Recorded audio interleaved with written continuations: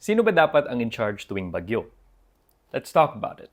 Sa tuwing may bagyo, makakatanggap ka ng text notification mula sa NDRRMC. Baka akala nyo maliligaw yan. Hindi. It's the National Disaster Risk Reduction and Management Council. Ayon sa Philippine Disaster Risk Reduction and Management Act of 2010, ang NDRRMC ay ang punong ahensya na inatasang maghanda at tumugon sa mga pangangailangan ng mga mamamayan sa panahon ng kalamidad. The Defense Secretary chairs the NDRRMC at bilang chairman nito, nakikipag-ugnayan siya sa iba pang mga ahensya para sa pagbuo ng National Disaster Response Plan. Ang NDRP ang basihan para sa emergency response at recovery ng buong bansa. May 4 na tema yan. Una, prevention and mitigation.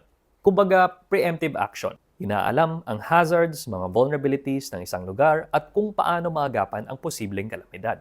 Ikalawa, preparedness. Pagbuo at pagsasanay ng mga response teams. Pag-ready. Kasama rin ang coordination ng mga ahensya ng gobyerno. Ikatlo, response. Dito na nangyayari ang mga evacuations and rescues before, during, and after ng bagyo o iba pang disaster.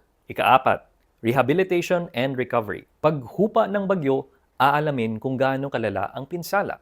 Aayusin ng nasira, bubuuing muli ang mga gumuho. May kanya-kanya ding DRRMCs ang mga local governments na magre-respond at magte-take charge depende sa antas ng kalamidad. Kung isang barangay ang apektado, BDRRMC. Kapag 2 o higit pang mga barangay ang apektado, city or municipal DRRMC.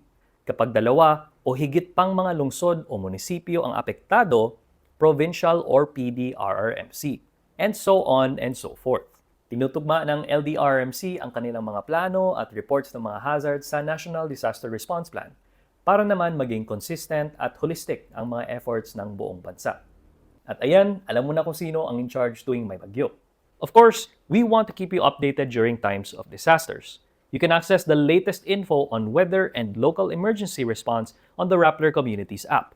And let us know what's happening in your localities as well. Download now and keep safe out there, mga kaibigan!